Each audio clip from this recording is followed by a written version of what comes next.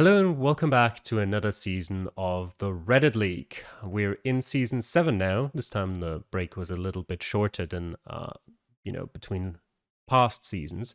First of all, I'm going to be joined today in this preview show by Paschtetli. How are you doing?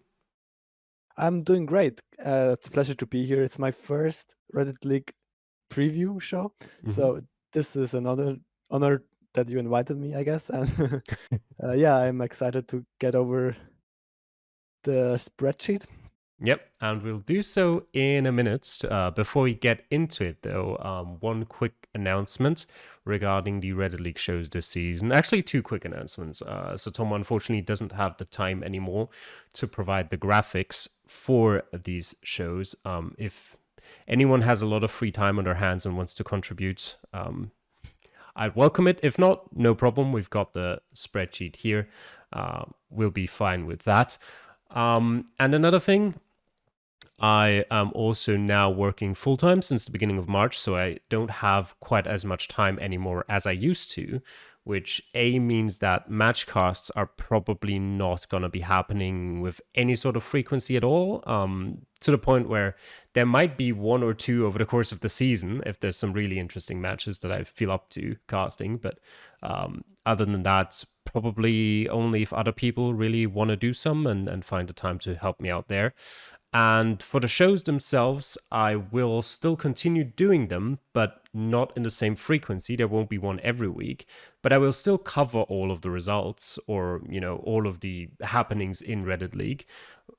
What I'm currently thinking is doing one every 3 weeks, perhaps during the regular season. So, like week after week 3, after week 6, after week 9, then perhaps after week 11 to announce the playoffs, and then like one for after the playoffs, one for the final, something like that. And to sort of focus on the more important matches, the more interesting happenings, I'll prepare a bit more so I can really go into those. But just kind of trying some things out here, seeing how it works. So, yeah, let me know what you think over the course of the season. Now, season 7, the rules have not really changed a lot. Small changes here or there. For example, now it is necessary for players to record their games should they happen to get into a playoff. So recording the playoff games is required. To ensure that players will be able to do that, it's required for them to record one game over the course of the season. They can choose whichever one they want. I just need to know, okay, these people are actually capable of recording a game should it come to it. We don't want to be here after week 11 and, them entering the playoffs and it's like, well, tough luck, I can't record. But we'll figure that out. I'll keep an eye on that and make sure everyone will manage that. Apart from that, I don't think there's much. There'll be a first hand-picked map in Reddit League regular season history, which we'll get to at the end as well. And I think that should be that. So, that being dealt with, let's get into the actual players for this season. And we'll start at the back in Reddit League next. So, first of all, we had about 30, a little over 40 players who signed up in preseason. 38 managed to complete it, so quite a decent amount of players did, which means that we've got 19 players in this Reddit League next. And we've already seen some pretty competitive stuff last season with at least, I'd say about 7 or 8 people at least fighting for those promotion spots.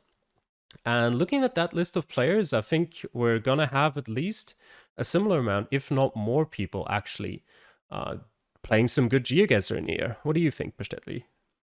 Yeah, some familiar names are in there, of course, some Frenchies, because the French community is slowly but surely taking over the international community. Like Bolt, for example, or JKDZ. I know them from the French community. Wilkern, Foronopsis, Rikazu. I think those are definitely familiar names for me. I think they're all League 3 players, so they're not from the strongest divisions. We'll see how they do in this setting, I guess, because it's not a team.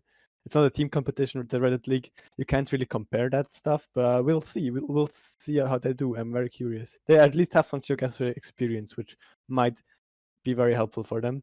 Then I think Steiner, Jordi, Boris, Anku, and Joe and Alka City. We've seen them before. I think in last season, if I remember correctly. I think Canther as well. So No, Canfer I think is a new player, and Hordy I okay. think got relegated from Division Oh, 5. okay. So, but yeah, most of the people you mentioned have been here before. Yeah. Yeah, at least I know them from somewhere. So so I'm curious to see how they do. I think there will definitely be some competition out there. Also, funny mentioning, we have now two diesels in Reddit League, Yep. which might uh, bring some confusion in there, but at least they're not in the same division, so Yeah, we should be fine, I thankfully hope. far enough apart from each other for the moment, so it shouldn't be too confusing. But yeah, as you said, some very good players in here. I'm wondering if it'll happen in sort of a similar fashion as last season, where Secateur kind of dominated the Reddit League Next division a bit, had quite a big gap, but behind him everything was pretty close. Or if we'll have like a real fight for all three places this season. But yeah, as you mentioned, some really good players in there that just missed out. I think Blythe, or always difficult pronouncing with these newcomers, but the guy you see there in first had a really good start to the preseason, and I think only dropped out of the regular divisions in like the last week. So yeah, exciting stuff here in Reddit League Next as well. We'll see how many people finish the next season this time. I think last season we started with 15 and ended with 8, I believe, who played every week. But yeah, we'll see. So now let's move over to the regular divisions, and you'll see them both as ones here for Division 5, Division 5A and B, but we'll start with Division 5B. And yeah, for the newcomers, let's start off with those. And only 2 of them are actually newcomers. We've got Cougars, who managed to re-qualify after being relegated from Division 5 last season to sort of secure his place in there. Despite that, with a pretty strong 15th place finish in the preseason. And then we've got Teds and Forzy, I'm gonna call him. I've heard one other person call him that, and I've not heard anyone else pronounce his name, so I'm going with that unless told otherwise. Yeah. Here as well, I guess the French players are present here as well. Edikmi got relegated from Division 4. Then Sokator got promoted from Next, and Dets and Forcy, I think, are new, yeah, as you said. So that should be interesting. And I know at least Edikmi very well because he's my Formula G teammate currently. So I think he's gonna be a contender for that promotion spot. I hope at least. Also, the Swiss guy, of course, Mr. Fish. I've not heard from him much, despite Reddit League, but I think he had a decent season last time. Not the greatest. Didn't get promoted, but he's still, I think, in the upper half, if I remember correctly. Yeah, he finished 4th last season in Division 5A. So I think he's also gonna be one of the contenders. I think Greasy is decent as well, and Bombadil, same thing with him. I think if they manage to get some practice in, if they really care to get the promotion, I think they all can do it. And I have no idea. I don't have no idea about any of them, which is his first time for Division 5 for me. Yeah, So certainly. that's a sign that the Reddit League is getting more competitive, and that's always a good thing. Yeah, I think we've had, I'm going to say, pretty competitive Division 5 since Season 5, but now we're actually getting to the level where we've got some really good players here, and I think we've also reached a point where, at least this division, I think looking at the other one is also pretty much the same thing, but it's just pretty balanced as well, to the point where in recent seasons you still like, there were good players in there for sure, but you still kind of had your favorites where you'd be going, okay, I think he should be fine, towards the top there no matter what happens. And you had your other players where you were like, he might be struggling with this here. But I think looking at these players, there's at least like 6 or 7 who I can see getting promoted out of this, and wouldn't necessarily be surprised. I think I'm gonna say Secateur, if we can keep going what he showed last season in Reddit League Next, is my personal favorite for one of those two automatic promotion spots. But yeah, Penguin as well, Edigme, for the first time in a while again in sort of like a promotion situation potentially, because he's been fighting against relegation, I think, for the past 2 or 3 seasons. So again, just another division that's going to be super interesting. We've got 2 Australians here. I think that might be a first for a Reddit League division as well. And yeah, so let's move over to Division 5A. And it is certainly no weaker looking at this. In the newcomer section, we've got Fondolat, Hungarian, and another 2 French speakers in GameFab and Antoine Pignard, who are both pretty decent players for sure. And we've also got 2 Austrians here, Corgi and Clemens, still in Division 5. Well, I say still. Clemens came back from the Reddit League Next, but has previously been in Division 5.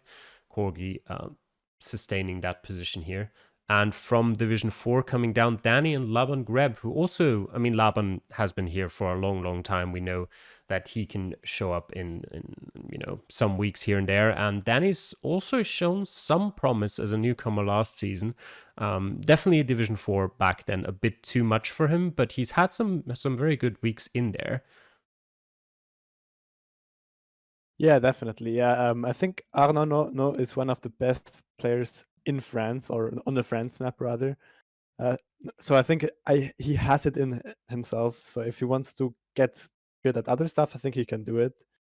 Then what else? I think GameFab and Antoine, they're both great player, or good players at least, and they can, if they care enough, they can also get one of the promotion spots, I guess.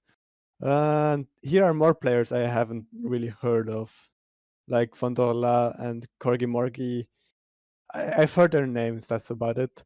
Lajej, I think, he's also quite decent, I guess. It's hard to predict, to be honest, this one. I don't really have a clue who's gonna be one of the better players. But also, yeah, it's still kind of impressive how these Division 5s are looking.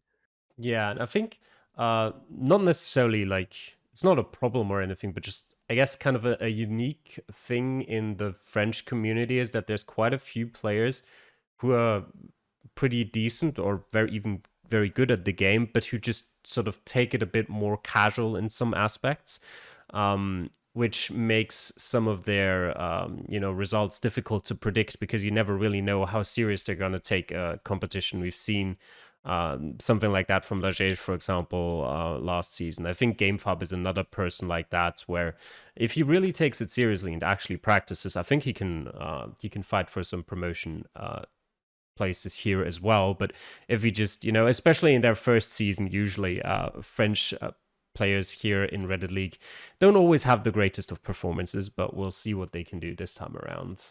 Looking at my promotion favorites for this one is actually very difficult because they're all of such a similar level.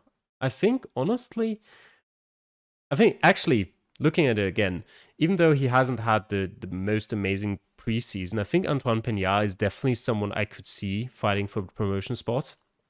But I also think Cephalin had a very unlucky season last season, where he just had a bit of, bad draws for his opponents in some of the weeks, and just, got the wrong end of the stick in some of the weeks. I think his average score was a lot higher than his end position of 9th place. So I think he can also, if he's got a little more luck on his side this season, I think he can definitely fight for those promotion spots as well. Laban as well, of course. Pikatost and Anono both finishing 5th last season, also definitely candidates. So again, another very exciting division that we've got here. And yeah, we'll move on to Division 4. Up one again, and starting with Division 4B. You could tell me this is Division 3. I wouldn't bat an eye. That's just a very, very stacked division. We've got a lot of great players already from previous seasons, and we've also got newcomers in Axel, Varum, and Rien de Rien, who are all pretty strong players. Varum is actually someone I had not heard of before preseason, but he's had a bit of mixed results here. He's had some weeks where he was actually like right at the top with one of the best scores, and he's had some weeks where he was a little weaker. But we'll see what he can do as well. And then, of course, just take a look through that list and tell me you're not excited by that. Yeah, you could even tell me that this is Division 2. I wouldn't be surprised if it wasn't Reddit League, of course, because there are some Division 4 OGs in there. But yeah, I guess that's one of the best divisions we have across the board. I think Geoguessr, the relegated player, I'm not sure how he's gonna do in this division. He's not my favorite for sure. But then Solar Sensei, Jake, Carp, Swiss Snow, Axel, and Rien de Rien, I think they all have it in them to fight for a promotion spot. So that already tells you if half of the division is good enough for a promotion spot, you're going to be in for a rough one if you're not one of them. I think Varum has also hosted some Reddit competitions like I think Challenge Series, Pro League, something like that before. I've heard his name somewhere. I'm pretty sure. And the other ones that I didn't mention before, I guess they all also have at least a chance at the mid-range, at the mid-table spot. I think Sotomo and Geoguessr are going to be in for a rough one, I'm pretty sure. Yeah, you mentioned a lot of great names talking about their promotion chances, and that also just goes to show the level of this division, because you mentioned like 7 names or so saying they could get promoted, and I was like, but you forgot Ollie, Jack, and Clemu, who I also think could all get promoted potentially. So pretty much I think we've got a good chance here that 9 of those 12 players could easily be fighting for those promotion spots. I mean, of course, with how the season's going to go, I think like after half the season or so, we can probably strike a name or two off that list. It's rarely ever that close to the point where, until like the last week or two, everyone's still fighting for promotion. But yeah, as you said, I think Sotomo is gonna struggle a lot here. He can definitely show some good games here or there. We've seen that from him in the past. But I just think he doesn't have the consistency across all of the different maps that you probably need in this division to really fight for even mid-table at that stage. And yeah, I think you might underestimate Geoguessr a little bit. I think he's got the ability where I'd say I wouldn't put him in the same bracket necessarily as Sotomo, for example, but we'll have to see. Obviously, got relegated from Division 3 last season, but that gives him a new chance. And yeah, will be interesting for sure how this one ends up. Moving over to Division 4A, we've got a little bit of a weaker side here in Division 4A. That's not to say there aren't still many great players in there. I mean, there are. There absolutely are. But just not quite the density of them at every level. And I just think the average is just a little bit lower. So the randomizer in this season has chosen to give us that. I mean, in and of themselves, I mean, the divisions are probably more balanced. Like Division 4A is balanced in itself, and Division 4B is balanced in itself. They're not quite balanced together. But yeah, I mean, newcomers here, Lutin Compris, I think is a very, very strong player. Alfie is also pretty decent. Again, I don't know what it is with the Germans. Never heard of Morica before either, but pretty strong in the preseason with 10th place right there. And then we've got some very, very strong promoted players. Danny Blondes, after I think like 4 seasons or so in Division 5, finally getting his ticket to Division 4 with a very strong season last time around. And Biquet as well. Definitely a player I could pretty much see win any game here, depending on, form and map. Still got players like Sheldon, players like Xander, Antoine Pilote is also someone who can play some very good Geoguessr, and Wakelok, I'm also very excited just to see how he'll do after he had a very surprising season last season around and defied all expectations, just to see whether he'll be able to repeat that, or if he just goes back to kind of fighting more so against relegation. Yeah, yeah, um, definitely the weaker division, and compared to Division 4B. So, but that's just gonna. Uh, I think Sander is one of the and Sepkirs. Those two are definitely gonna run away. I'm pretty sure. Um, that's not to say that there isn't any competition for them. I know Xander is not going to be playing from his home setup. He will be traveling, so that might weaken him a bit. But I still think he's going to be number one, at least in my head and in my heart. But Sepp Kirst is, I think, also going to be in the promotion spots. And then next up, I think Sheldon or him or I think Antoine Pilot has also a chance. And then I don't really know Lutin, Compris, and Alvi well enough to really estimate their abilities. So yeah, that's gonna be interesting to see, I guess. Waco is a wild card at this point. He can either finish last or first. I wouldn't be Yeah. surprised by either Yep. result. Wildly inconsistent, but if he has a good season with good matchups and lucky seeds, he can do anything. Seppo is, I think, one of my mid-table or not my of the people I would put in mid-table, I guess. Dromi and Biket, the two Galarat team companions. I think they're also kind of mid-table. We'll see, but how they will do. Maybe they will practice more than before, and actually get a good season. But yeah, and I don't know Morika either, so yeah, we'll see. All this talk has just made me want to put up like a betting sheet, not necessarily for anything like, no money, not even points necessarily. I just want people to rank these players, just how they think the season would end up. But obviously, it's too late at this point, I believe. But maybe an idea for next season. We can check in the show to see what people thought and look back at it at the end. That could be fun. But yeah, so we've had our two Division 4s, so we'll move into the Division 3 and now into the single file divisions. And we see your name here, for example, as well as quite a few other French people, as we're used to at this point. And we also see, for the, I believe, second time, a re-entry from a player that had played in Reddit League before and stopped at one point. The last time we did that was, I think, Blockchain in season 5 or 6, and I think he played like 2 weeks and then stopped. So hoping for a better experience here from Patriots or with Patriots.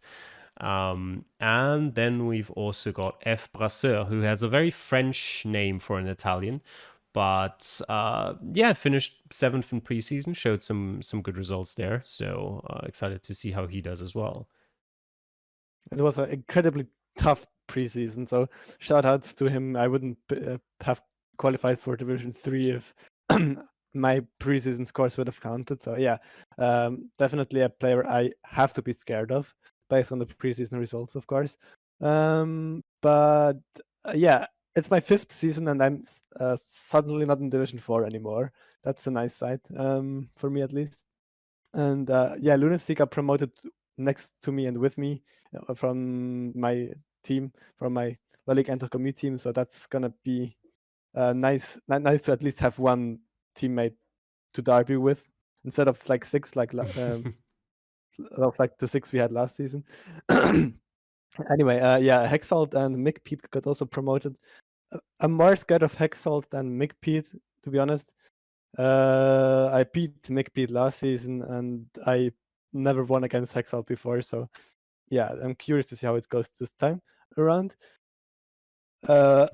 Also, I'm pretty sure this is a stacked division as well. So yeah, I'm gonna be in for a rough one, especially because I don't have as much time to practice as last season. So yeah, might be in relegation danger. I think Paulinho, Nakiro, Bastek, Dante, Exalt, Looney, those are my personal favorites for promotion, and I think I might be able to get a mid-table result, which I would be happy with, to be honest. Yeah, it's certainly another very balanced division. I think a lot of people of a relatively similar skill level, in my opinion. Also, F. Brasseur already mentioned in the Reddit League part of the Discord that we now have. How he's ready to get relegated from Division 3. A sort of mentality that he shares with Steel Disnick every season. So might just be an Italian thing. Um, but I think he's a very good player. He often plays the daily challenges on the subreddit, which have like a 5 minute timer, and he very often does very well on those. So we'll have to see how he does with a minute less. But I think it's definitely actually kind of a similar situation with Steel Disnick, where we at the beginning always said, okay, he does very well, but he needs all his time. But he's shown that he can work with a little bit less time, as he's gotten promoted to Division 2 this season. So we'll get to him in a minute. But I think will be interesting to see if F. Brasseur here is a similar case.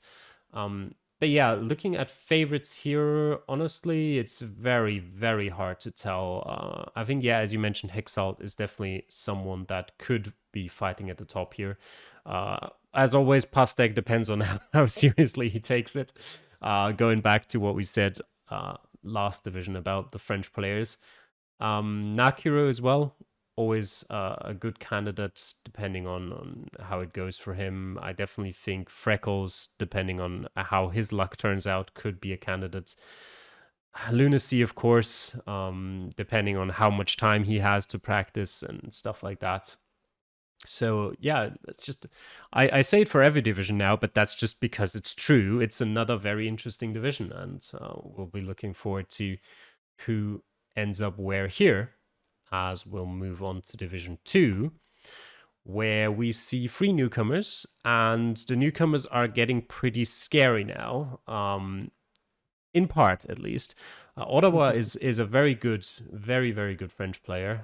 Fungus is someone who might be familiar to a few people, very active on Discord, and yeah, also just a very well-rounded player. Never heard of Artie Lewis before, I have to admit. He's shown some great results in the preseason. But yeah, just pretty much a total wild card for me. We'll have to see. And then you've got a lot of strong players getting promoted from Division 3 if we're looking at these. I mean, Diesel and Flipster is definitely a lineup of players who you totally be able to see fighting for promotion again straight away. And yeah, looking at the players who are still here from Division 2 last season, I think we're at a stage there with some of them where I think WTF said it himself last season, where because I think it was Armand who got red carded and one other person that I don't remember at the moment, Aston as well. That there was no relegation spot from Division 2. So some of the, let's call them less amazing players, still very good players, but less amazing as some of the others, might be in a situation where now with so many good players coming up from either preseason or Division 3, they might be struggling to keep up with them. But you never know. We'll have to see. And on the other side of that, we still got Samo and Ordboka, who had some very, very good seasons last time around as well. Ordboka just losing in the playoff, promotion playoff against, who did he lose against? Verdoc, which is relatable. And yeah, Toto Radio coming down from Division 1. I think he was just not quite ready maybe for Division 1 last season, but I personally got to know him a little better over the previous weeks as well, and also just a very, very strong player. So I definitely think he has the skill to be able to at least fight for promotion back up into Division 1 here as well. Yeah, very, very true words you said there. I think my personal favorites are Ottawa, Fungus, Flipster Diesel, and I think Toto Radio. Those are, in my head, the strongest players in this division, and that's, again, a couple. So I'm very curious to see how it goes. The only player I do not know at all is RT Lewis. We'll see. Maybe he'll drop out after 2 weeks. Yeah, But never know. yeah, Just that's Division 2 things. yeah, exactly. Yeah, Silver Snake is, I think, is also kind of a wild card. If he adapts to the new timer, if he gets lucky with maps he likes in the right weeks, he can also be one of the best players in this division. I'm pretty sure. But Cameron and Guilo and also who else? Fort Booker, yeah. Those, I think, and WTF. Those, I'm pretty sure they're going to be in the lower half of the table because I know that there are a lot of people that like to practice and like to learn those countries that are going to be on the menu. And I don't think they're one of them. So yeah, Yeah. it's going to be a rough time for them, I think. Yeah, I believe Cameron might be having a bit more time to Okay, that's good practice for this you then. season, possibly. I haven't spoken to him about that in particular, but I believe last season he was just very busy with studies, and I believe he said he'd have more time from and then insert early month in 2023 here. But I can't remember which one it was. But either way, he should have more time. Whether he actually uses that time to practice for Reddit League or not is nothing I can tell yet. But if it's that, I think he's a very, very strong player. And if he has the time to practice, I definitely think he can, at least be comfortably mid-table. But yeah, as for Guelo, I do believe Division 2 might be a little too high for him at the moment. But, I mean, he did beat WTF and Cameron, although Cameron, I think, on total score, so just on, same points last season. So he's definitely capable of staying in the division as well, but he might, either require a little bit more practice or a little luck on his side to pull that off this season. Moving on to our final division that we're going to look at for today before we get onto the maps, and it is, of course, Division 1, where that's not gotten any weaker at all. Some of you might have already noticed how all of the divisions this season are 12 players, so every division will play 11 weeks, which is also just generally a nice thing, because I don't think anyone ever complained, but, previously, there were 11 weeks. Some people just missed out on playing 2 maps. I think it was always one world map in there, but, the other one you'd miss out, and if you really enjoyed that country, that would be a shame. So we are in 12-player divisions all across the board here. And yeah, newcomers here. Anna, who I definitely believe is more than capable to just straight up fight for the title this season. Then we've got Pav, who also a very, very active member on Discord, pretty active in Jake's community, where I've seen him the most. Just an all-around very, very solid player. Definitely has been number 1 on the competitive leaderboard before, I'm pretty sure. So yeah, just very, very good there as well.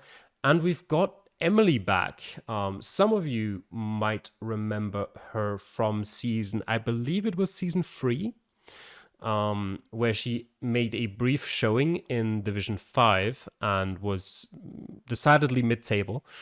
And I've received 2 people asking me, because I've previously made it a point to say, okay, if you've been in Reddit League before, you can't just leave and then come back and play preseason again and end like 4 divisions higher. But there's, well, let me explain.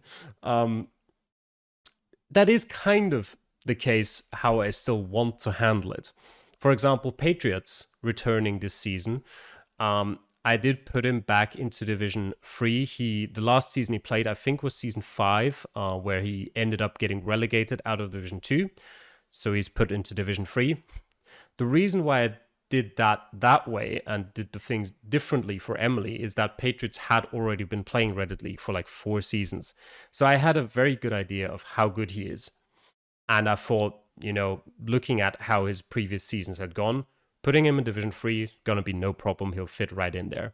With Emily, the problem was that I know she's better than, or can at least be better than what she had shown back then.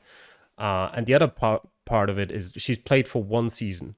So I can't really, like, if she'd played for 3, 4 seasons and had continued that level throughout, then I would have said, okay, well, you might have gotten better in the meantime, but I can't justify putting you in a higher division.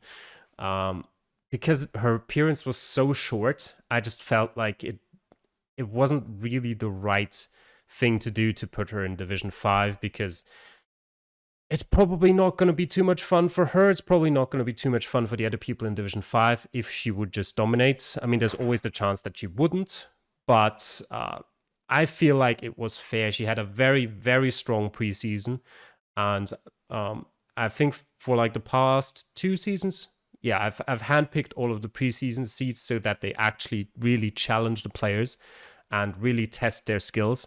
So with that, I can say she definitely has the level to play in Division 1. So that's basically my reasoning there. If you've played for enough seasons, that might not happen to you if you drop out. So don't do it, Jake. But yeah, so that's that. And that's just the newcomers. We've got Renata, Stock, and Verdok coming up from Division 2. Verdok, as we're used to, just relegation, promotion, rinse and repeat. We'll see how it goes for him this season. Definitely a very, very strong player, even if he's tended more towards the relegation fight in Division 1 in previous seasons. Not someone I like to play against when I need a win. But the other two are interesting to me. Stock and Renata, I don't think are quite as strong consistently, which is kind of a weird thing to say when they've both beaten Verdok last season, but I just don't quite know as much about them. They're not as active in the community. And I don't think, unless I'll see them play some more and see how they do against me, for example, or on seeds I seriously played, I won't be able to say or predict how they'll do too well. Then we've got Shumi as well, who just, even after having played against him, I don't know. I don't know what he does. He sometimes plays insanely well. He sometimes doesn't, and you just gotta roll the die and see where it falls whenever we're approaching our games against him. Actually, my first opponent this season, I believe, if I'm not wrong. So already looking forward to that result. And then we've got, of course, got all 4 of our semi-finalists from last season still here. Barry, Bastel, Pluki, and M the Baseman, all having another go, trying to see if they can make it again to those semi-finals, or of course, in the case of Barry, trying to defend their title. Yeah, not much to be added there.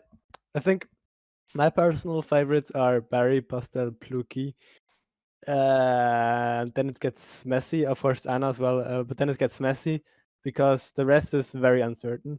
The rest is very, very, very, very, very, very, very, very, very, very, very, very, very equal skilled. So, it's impossible to tell. As you mentioned, Werdog and Shumi are, I think, the wild cards of the divisions.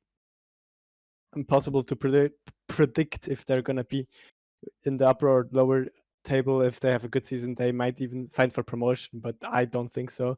I remember saying about Shumi, I think 2 seasons ago when he promoted to Division 1. Wow, I was very surprised that he got promoted, and I said like, wow, okay, I didn't think that was possible, Shumi in Division 1. But he has proven to us that he is capable of staying there, so I'm curious to see how he does this time. Then, Barry started in Division 4, I think 2 years ago. Pretty sure it was 2 years ago. Got promoted every time. Won last season. So I don't know. He's got to be my favorite for this season as well. No bias there, of course.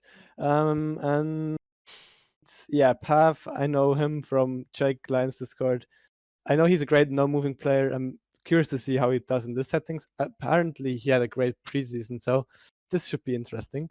Stock, hard to predict. I think he's also one of the relegation candidates in my head, at least. But I'm not gonna write him off just yet. I think he has the capability of surprising me. All right. Then we'll move on. That was all of our 5. Well, do we call it 5 divisions? I guess, yeah, 5 divisions, 2 split up into 2, as well as Reddit League next. And now we will move on to the maps that we have waiting for us this season. And I'll quickly rattle them off, go through them, and then we'll talk about each one individually. But we'll start off with Ireland, then we'll move on to Mongolia, A Guessable World, Ecuador, Maryland, South Korea, Worldwide, North America, Eswatini, Norway, and town squares of the world. First thing to notice there, they are in general, I would say, easier than last season, but there's a few in there that might be rough on anyone who doesn't practice. But we'll start with Ireland. Probably the easiest one out of all of those here, just in terms of the country maps.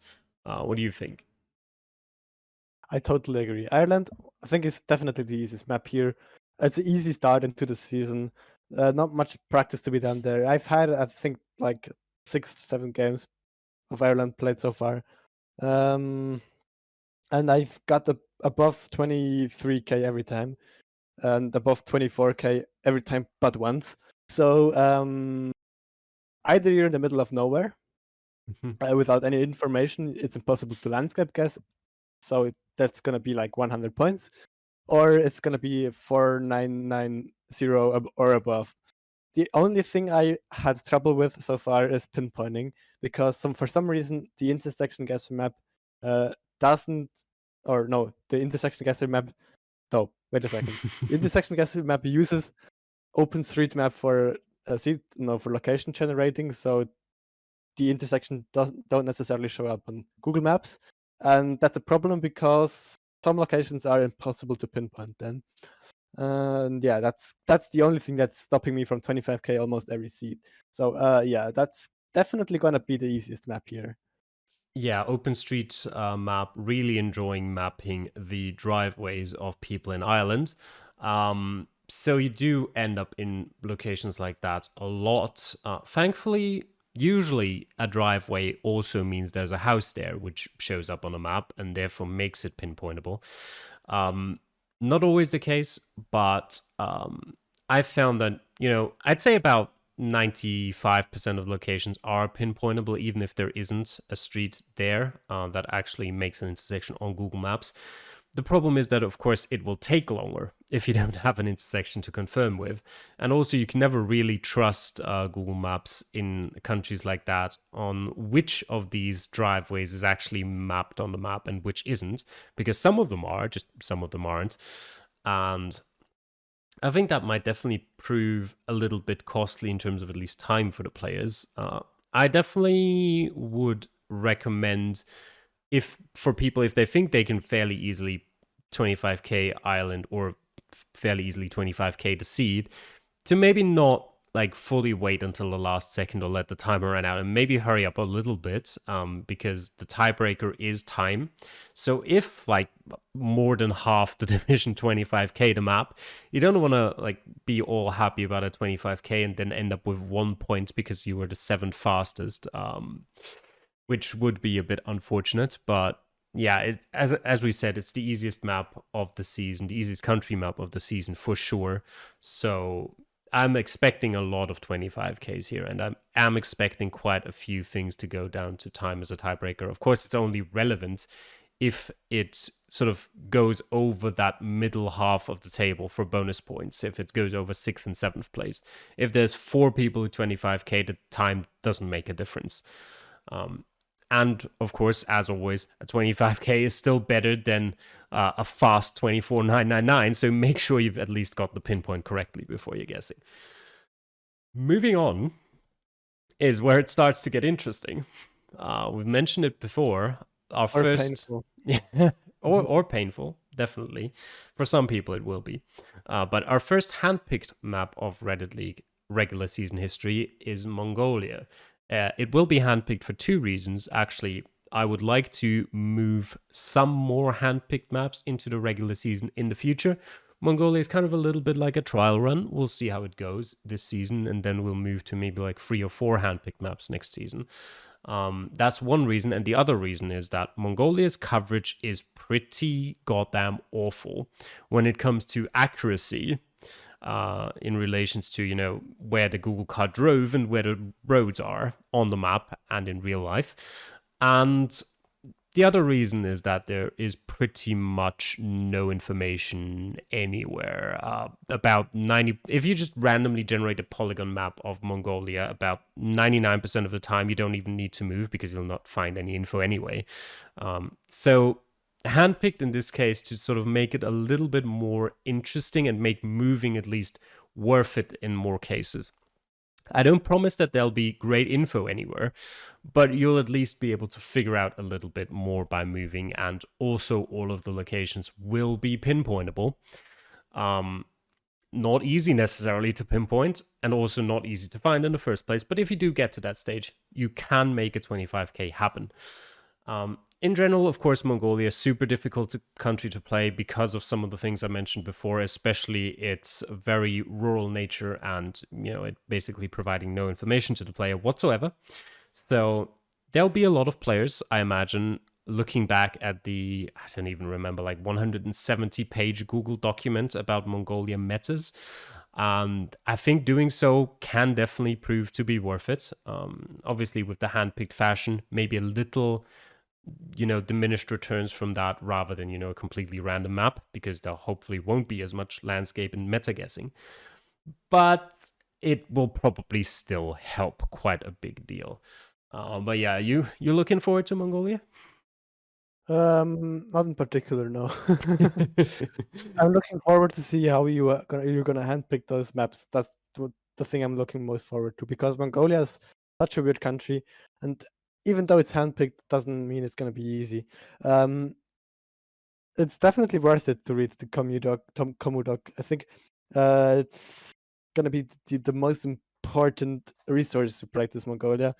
I think those who actually put in the time and try to go through it are the ones that are gonna do the best in Mongolia.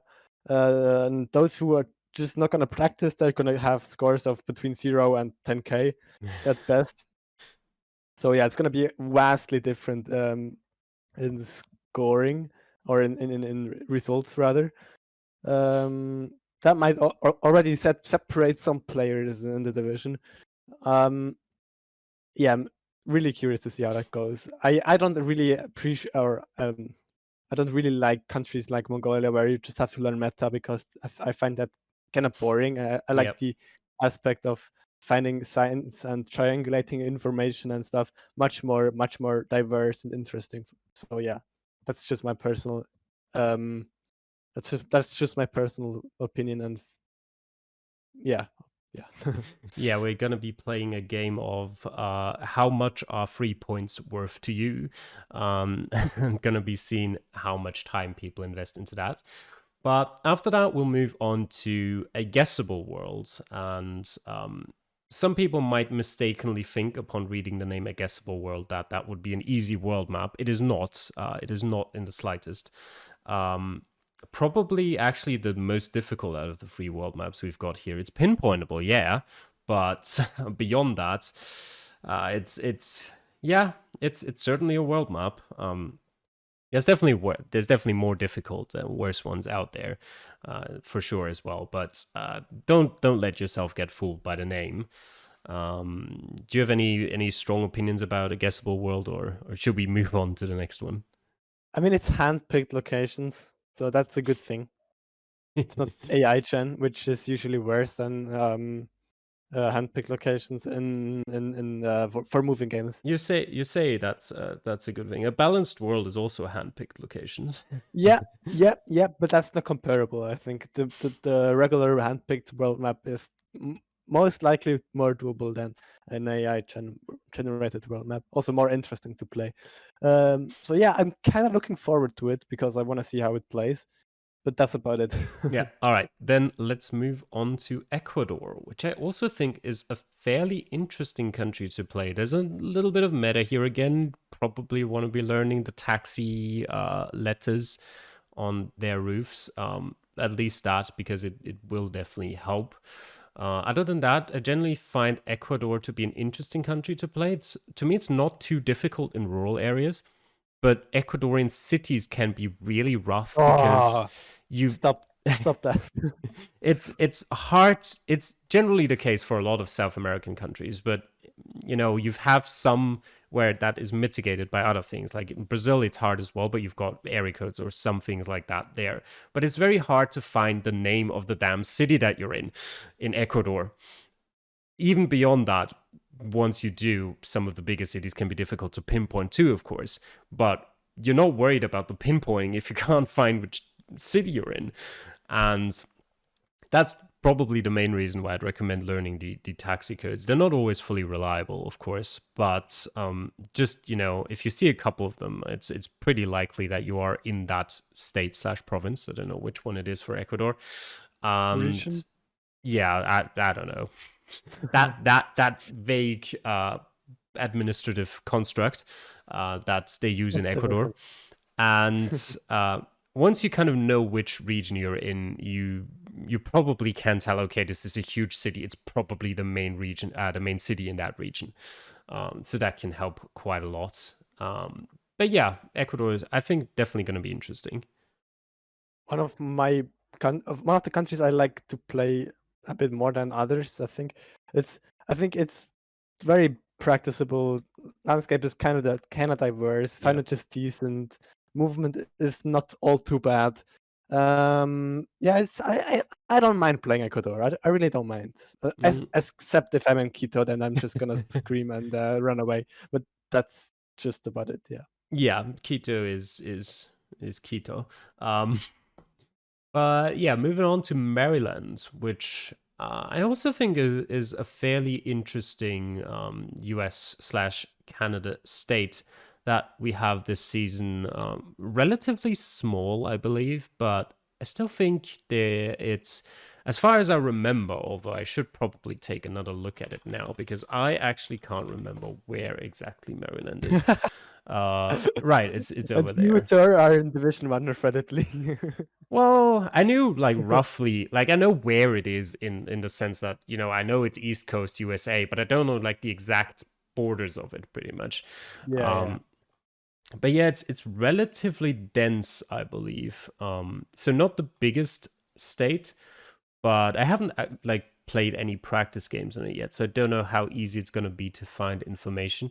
But it looks like there's a lot of relatively like rural US locations possibly in there, where it's just going to be a matter of maybe even going the right direction to find like a state highway or something like that. It kind of reminds me a bit of, what does it actually remind me of? Probably a New bit. Jersey, Well, yeah, I was thinking of a something we've already played in Reddit League. Um, Virginia, Yeah, kind of like a Virginia, but smaller in a way, which makes sense and because it's right next to it. Uh, more urban, I would say more urban. yeah, Yeah, true, Virginia, true. We'll see. more suburban. Yes, that as well. Definitely could be some problems here for players 25King if they fall in an unfortunate suburb that takes them ages to get out of. Um, Yeah, don't forget about the panhandle. That's also one thing. yeah. If you don't practice, look at this on the map where the panhandle goes, and don't forget about it because, yeah, it's there and it can destroy your score.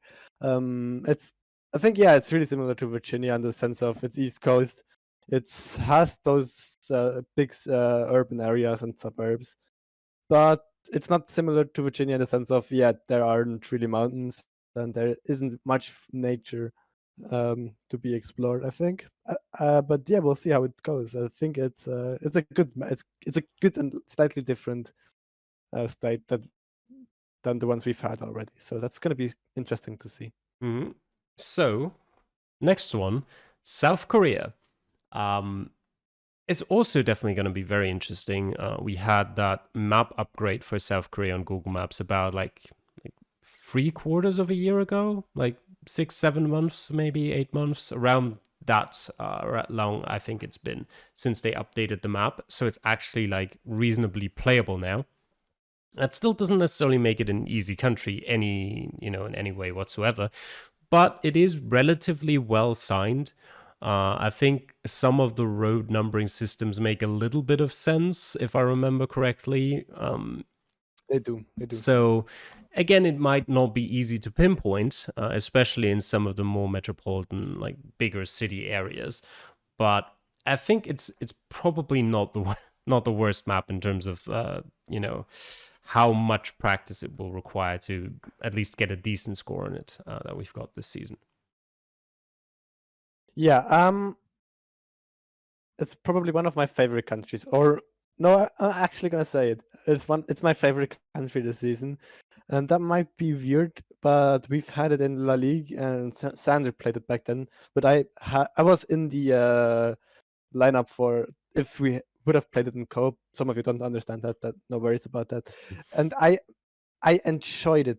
I enjoyed practicing it because once you kind of learn the cities that are actually covered, there are going to be neighborhood names and the street names are going to correlate to them. So I don't find it too bad, and that might be a unusual opinion, but hey, that's good for me, right? But yeah, road numbering system is decent. Coverage sucks because there are a lot of dead ends, but you can, if you're lucky, you can jump over them, and if you do it right. But yeah. Yeah, I definitely think has the potential to be a lot of fun for sure, depending on the seeds we get. But it's definitely going to be interesting either way. Then we'll move on to the worldwide map, which I'm going to slightly gloss over. We did have it before. We did play it, I think, in season 2 in Reddit League. It's just a world map. I don't really have much to say about it at the moment. It wasn't super memorable from back then, but we'll play it again. Maybe I'll change my mind. Maybe we can look back on some of the shows back all the way from season 2 and listen back to what we thought about it then.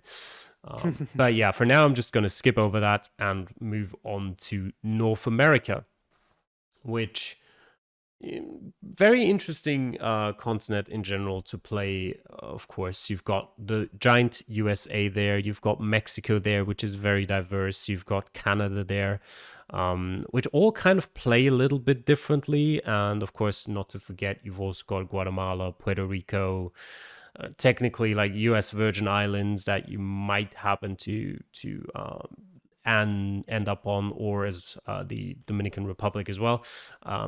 I don't know how. I think we're playing like a balanced North America, like fairly balanced at least. Intersection Geoguessr, 38k US, Yeah. So it's 520 Virgin yeah, Islands. but like Yeah, wow. Canada, Mexico, and US, or like at least Mexico and US, I think at the same locations. Canada might as well. So it is Yes, fairly balanced. exactly. Yeah. And it shouldn't be a case of, you just get like 4 out of 5 locations in the US every seed. So I'm definitely looking forward to playing that as well. US, not one of my favorite countries. And previously to, I'm going to say like 2 weeks ago, I would have counted Mexico among those as well. But after practicing it, I actually quite enjoy it now. Canada, of course, just very, call Canada non-offensive in a Geoguessr way. It's just, all right to play. So yeah, gonna be looking forward to that. And then we move on to Eswatini, which to me is just a very, I don't know, non-descriptive isn't really the right word for it, but it's a country that I've never really practiced on its own at all ever in Geoguessr. So I know, for example, Jake thinks it's a very easily region guessable country. So I'm just curious to start practicing that eventually and see how much of that I agree with.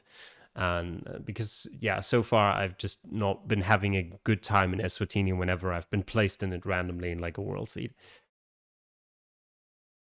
Yeah, the worst thing about Eswatini is that the movement sucks. Well, you can't move more than 10 meters with every step. I think that's gonna be the main problem.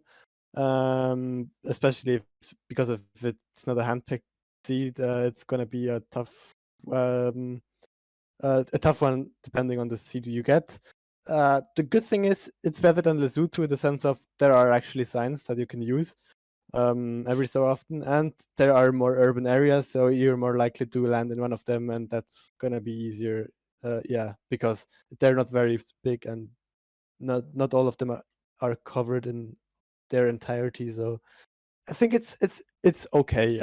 I don't really like it, but it's okay. It's okay. Speaking of okay, we've got Norway next. Oh no, Although that's bad. that's not okay. No. Yeah, Norway is very, very hit or miss for me. There is a lot of roads that just don't have much information on them. So you might be traveling for 3, 4 minutes and you'll just find absolutely nothing, like no matter which direction you go. So I'm actually debating, because two things about Norway and this map in particular. I didn't want to pick an intersection guesser map for Norway, partially also because of that reason. Because they're on those long straight roads, or not, they're not straight, but long empty roads. There's not too many intersections. So I feel like on an intersection guesser map, you just not see 90% of the country. So I picked a different map for it, but I will probably, depending on how much time I have, at least check to see that there's like no locations in there that are like totally ungettable. Because you can slightly maybe region guess Norway a bit, but not to the point where I feel like it would it would be fun to play if one or even multiple locations would just have no info no matter which way you go for 5 minutes. So I might do some pre-checking of the seeds in that sense, to kind of make them at least somewhat enjoyable, as enjoyable as Norway can be. Yeah, Norway, I don't know. It's decently signed. It's one of the most beautiful countries in the world. And I still hate it for some reason. I don't know. Always, I find those directional signs pretty often, but for some reason they don't tell me because I can't find those road numbers. Just can't. It's a mystery how they just don't appear on my screen. I can't explain it, but the only roads I actually managed to find is the E6 that stretches from the max north to the max south. And yeah, I can also tell kind of the northernmost landscape from the southernmost landscape because there are less trees or less big trees. And yeah, it's fucking beautiful. That's sorry for the word, but it's just true.